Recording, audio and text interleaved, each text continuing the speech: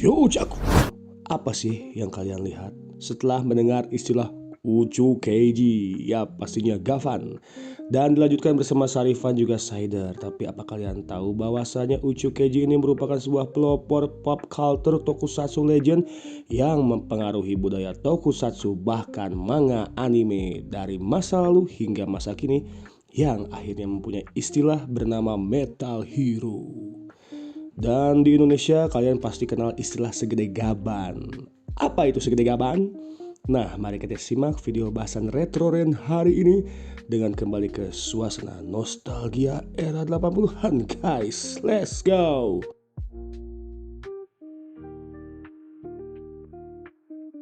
Sebelum kita masuk lebih dalam ke tentang apa itu Gavan, nah kita bercerita dulu tentang budaya Jepang yang sangat menyukai hal-hal berbau science fiction pada saat itu.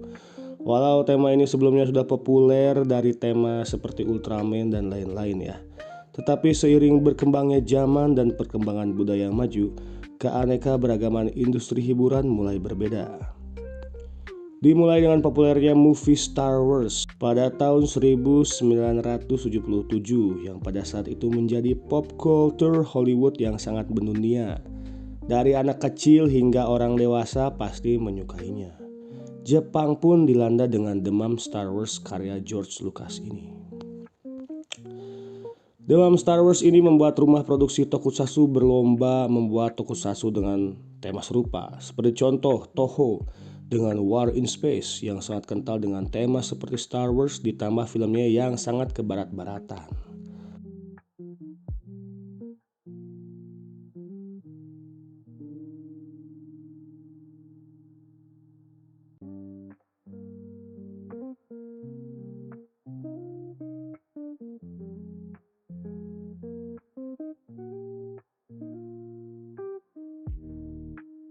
Lalu Toei juga nggak mau kalah guys dengan Message from Space yang dimana dibuat memang benar-benar untuk menyaingi Star Wars, dimana dari visual design, setting, tempat hingga ada pertarungan pedang seperti lightsaber sampai spaceship battle-nya. Dan ya filmnya pun sukses besar hingga dibuat sequel untuk TV seriesnya sebesar 27 episode.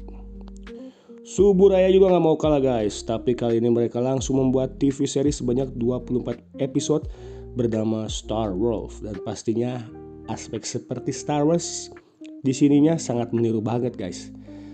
Dan akhirnya di akhir tahun 70 menuju awal 80 industri hiburan Jepang sangat berlomba membuat tren science fiction yang terinspirasi dari Star Wars. Hingga pop kultur ini pun berimbas ke dunia manga dan juga anime. Tren science fiction ini masih berlanjut di awal tahun 80-an, tentunya dibuka dengan Kamen Rider Super One yang dimana dengan tema angkasanya, dan juga ada Ultraman 80 di tahun berikutnya. Tetapi di tahun 1881 kedua seri terkenal itu hiatus sampai pada tahun yang tidak diketahui pada zamannya. Dan rumah produksi Toei hanya berfokus pada Super Sentai dan Hero Fushigi Comedy yang masih tayang pada kala itu. Ada Sun Vulcan dan juga Robot Eichan.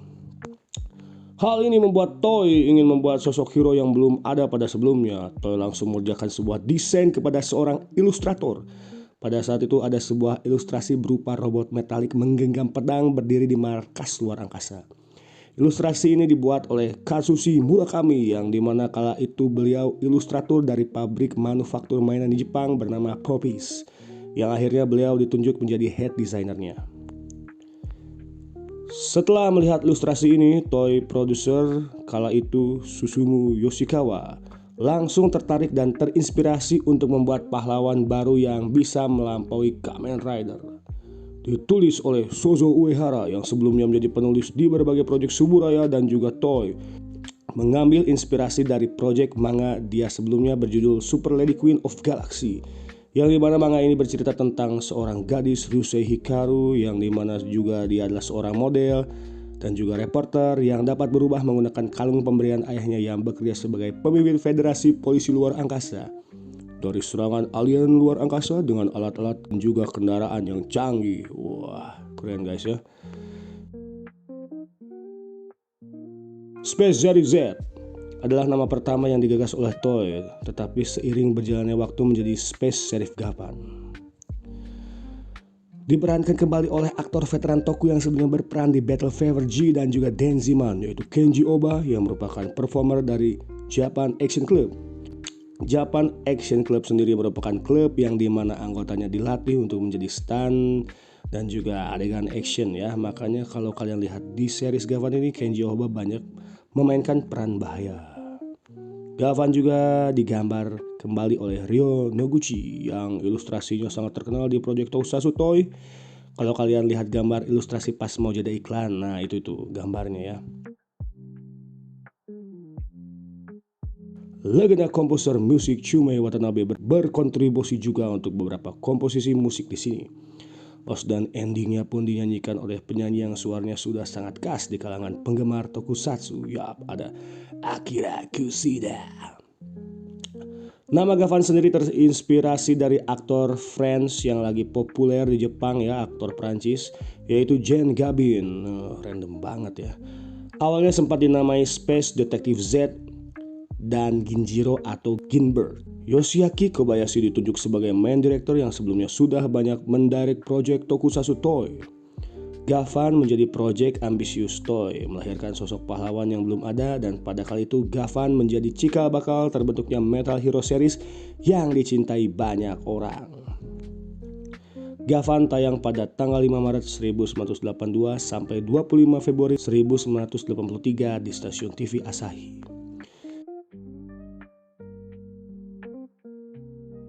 Sinopsis ceritanya sendiri menceritakan tentang bumi diserang oleh Maku yang dipimpin oleh Dan Horror. Mereka sebelumnya telah menghancurkan koloni luar angkasa di dekat bumi, dan Horror ingin mendominasi seluruh alam semesta. Dan bumi merupakan rintangan yang harus ia atasi, tetapi tidak harus menghancurkannya. Untuk melakukan ini, Dan Horror mengirimkan pesawat ruang angkasa untuk menciptakan kepanikan di bumi. Sementara Maku mencoba memaksakan dominasinya.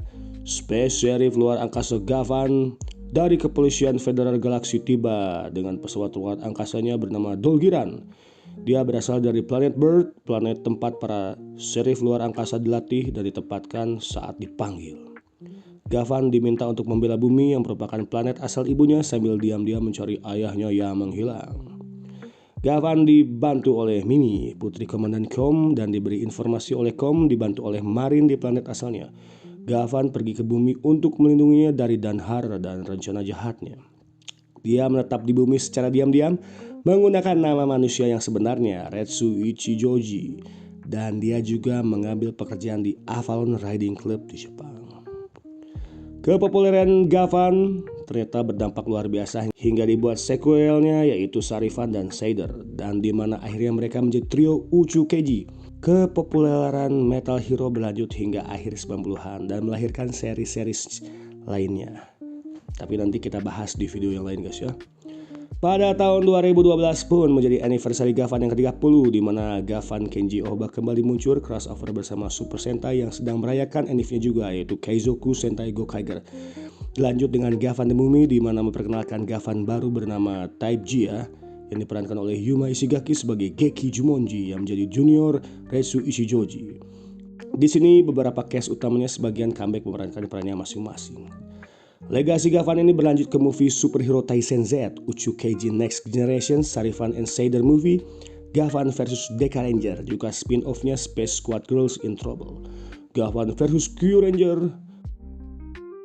Dan di tahun 2026 nih akan ditayangkan kembali ya guys Metal Hero Comeback dengan titel berjudul Project Red dengan judul Uchukeiji Gavan Infinity. Aduh penasaran ya. Nih nanti Februari guys ya.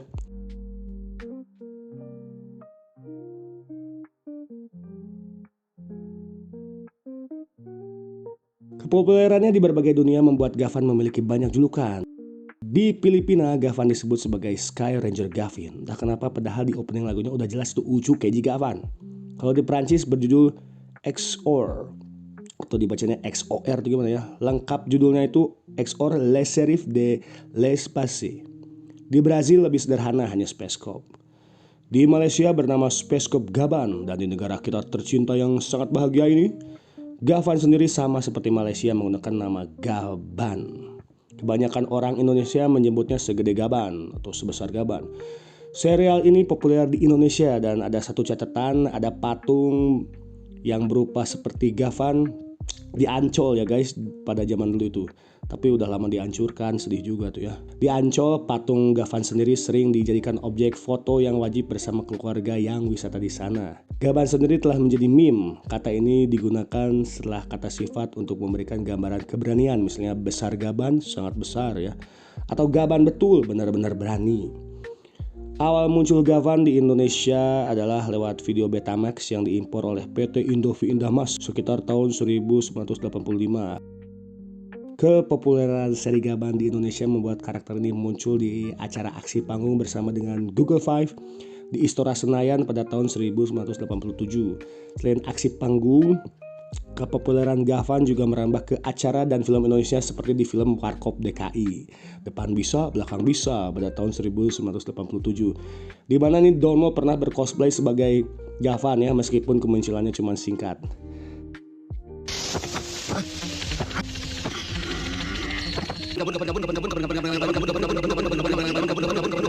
Terakhir, Gavan Type G pernah muncul di adaptasi Super Sentai Go Buster yaitu Power Ranger Beast Morpher. Dan di sini namanya dia itu Kapten Caku. Ya karena memang karena memang Gavan Type G ini pernah muncul di episode Go Buster sebagai bentuk crossover untuk promosi movie Gavan terbaru.